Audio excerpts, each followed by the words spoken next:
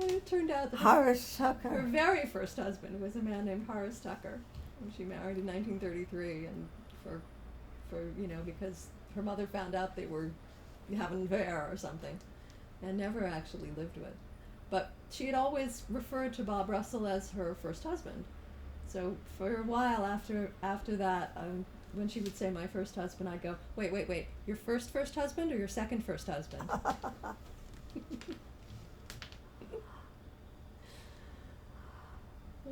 Where is Horace now? What? Not a clue. Patrick Tucker, our dear friend and Shakespeare guru from England, was so excited when he found out that my mother had once been married to somebody named Tucker. He was like, "You didn't tell me you were married to a Tucker." I think I once pulled out a book from the library. To Darling Margot Love Hoary or something. Oh yeah, the Sonnets from the Portuguese, that beautifully bound Sonnets from the Portuguese. There's a lovely card in it. Who the heck is Hoary? Yeah. Yeah, right. So what did you think when you first met Val Avery? I looked out the window at summer stock early on in the season, and he was there. He was working on a set, and I said, "That's for me." He was stripped to the waist. Yeah.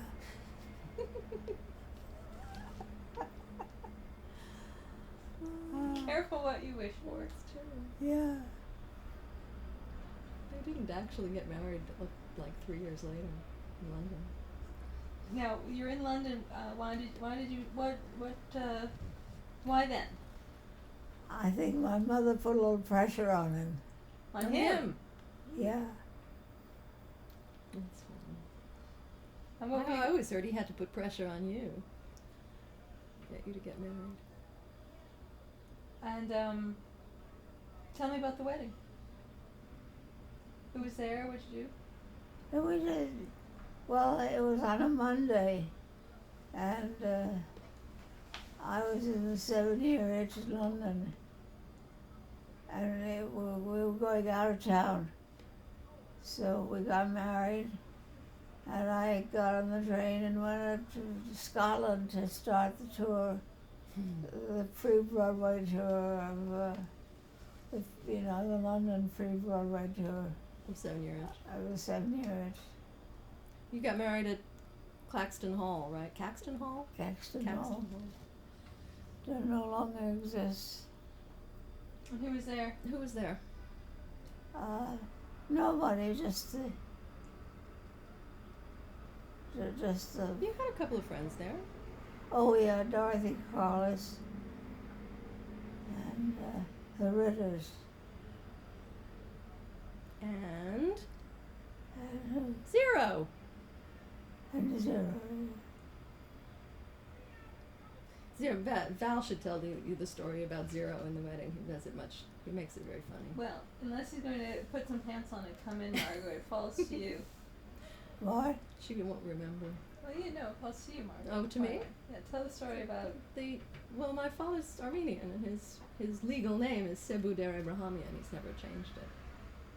So the little, I don't know, London, the Justice of the Peace or whatever they call them, and the judge or whatever he was at Caxton Hall in London was stumbling over the name. Do you Sebu Der Abrahamian?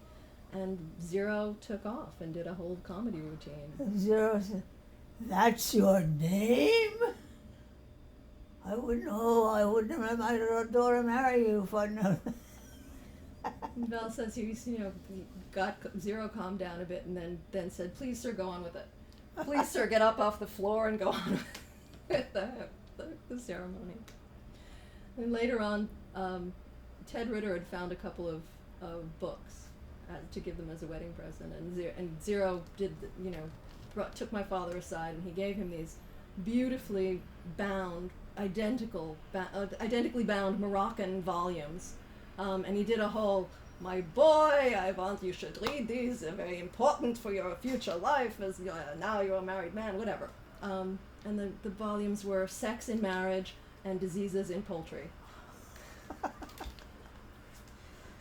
I wish we still had them. Oh, I do too.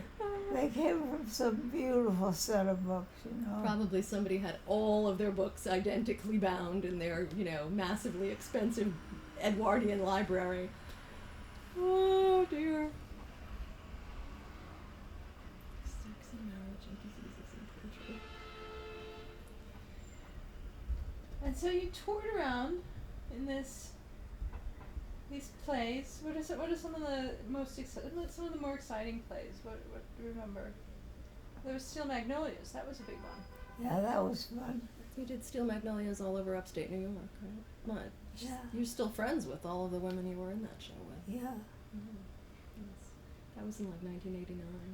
Was it the last touring company? Yeah, I guess that was the last time you toured around. No, she did,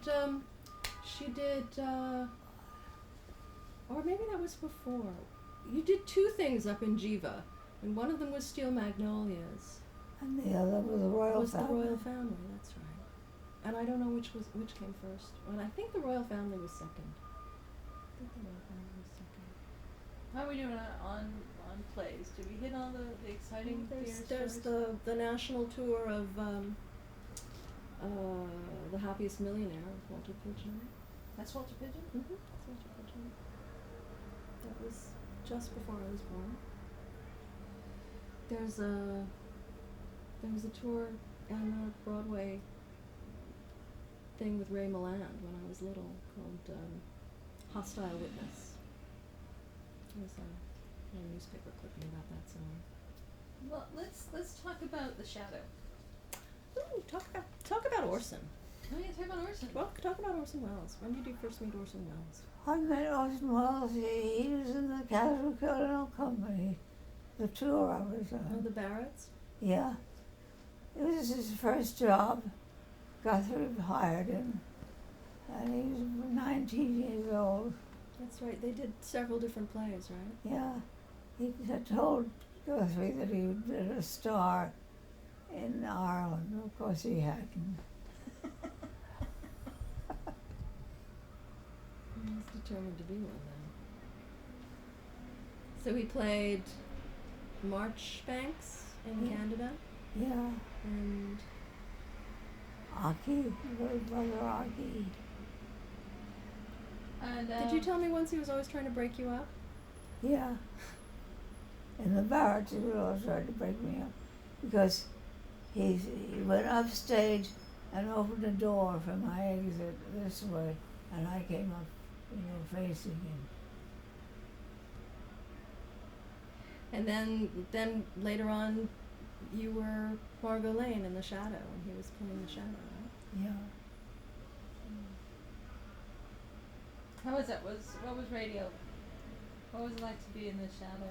Radio was just trying to make some money. A little extra dough.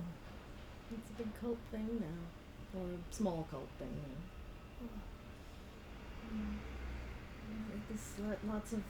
You can get lots of recordings of old time radio.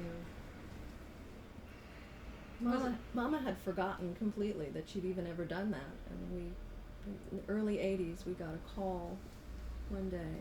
She was on the phone, and this guy said, "Margot Stevenson?" And she said, "Yes." And he said, "Margot Stevenson, the actress?" And she said, "Yes." And he said, "The Margot Stevenson who played Margot Lane opposite Orson Welles in The Shadow?" And she went, "Oh, yes, I did do that." Just, not what she was expecting to hear. That's a man named Anthony Tolan, who's been a friend of ours ever since, and he's still working the Shadow angle. He's got a lot of the, I think he's He's made a living out of it. The Shadow and other things. He's been issuing all of the books. That there was a radio show, but there were also pulp novels, and he's been reissuing them, 2 a month, I think. And he did a whole couple of introductions about my mother and one or two of them. It's kind of cool. That is very cool. Was it Agnes Moorehead played it on one, and then Margot played all the others? Agnes Moorehead played the role first, and then wanted She didn't want to work for the summer. She wanted vacation. So Mama stepped into the role. So I stepped into the role. Took it over. We think that the character was named after her, named after my mother to begin with, because she was going out with one of the producers at the time. Which one? Who's it? Huh? Who was that? Who was the guy that was producing that? I know Martin Gable was not one of the guys you were going out with, but there No. was somebody else. Clark Andrews. Clark Andrews.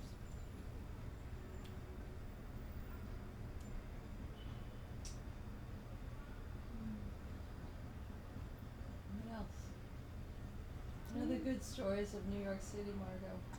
The story of my career is the story of the guys I've slept with. Oh dear. You can edit that bit out, right?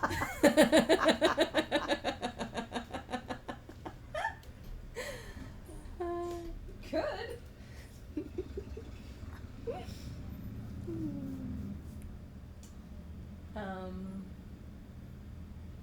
So then you married Val in London, Yeah. came back to New York, made a new Margot. Huh? They got married in 1953. I wasn't born till 1958. They weren't a starting a family kind of couple. They were both professional actors, and we meet every once in a while in cities around the country where we both happen to be there, kind of a couple.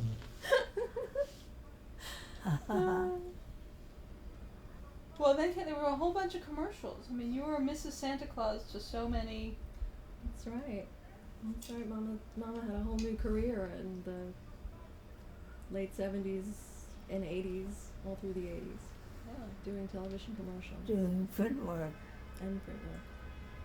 Do you remember what it was like to go from being an ingenue to Mrs. Claus? Mean. I never gave it a thought.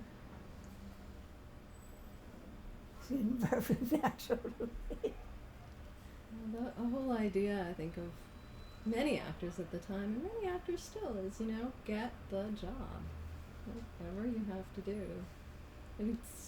Remember, did I tell you when Debbie Lee was working one time?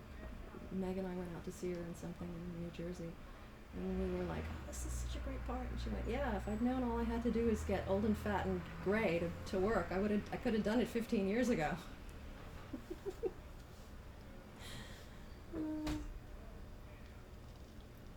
Did you like radio? Did you like all those prints and? You liked doing commercials, didn't you? Yeah. You went all over the country with you should get, several outfits together and take them to the shoot, and one of them would be picked out, or sometimes the stylist would come with a whole bunch of different things, and I think Mama got some of her clothes, from those shoots afterwards, because they send back the ones they don't use because they don't take the tags off, but anything they use they